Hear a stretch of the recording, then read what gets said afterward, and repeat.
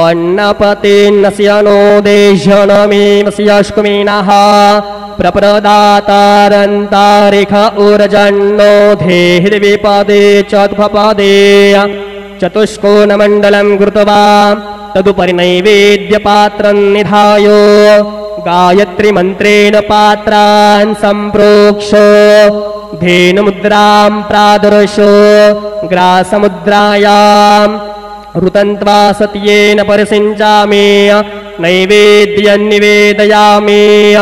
ॐ प्राणाय स्वाहा ॐ अपानाय स्वाहा ॐ व्यानाय स्वाहा ॐ उदानाय स्वाहा ॐ समानाय स्वाहा ॐ ब्रह्मणे नमः।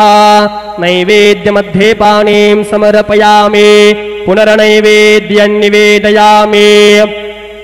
ॐ प्राणाय स्वाहा ॐ अपानाय स्वाहा ॐ व्यानाय स्वाहा ॐ उदानाय स्वाहा ॐ समानाय स्वाहा ॐ ब्रह्मणे नमः।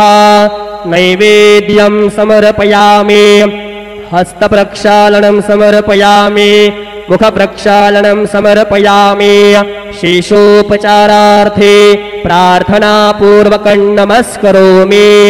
श्री सच्चिदानंद सद्गुरु साईनाथ महाराज की जय।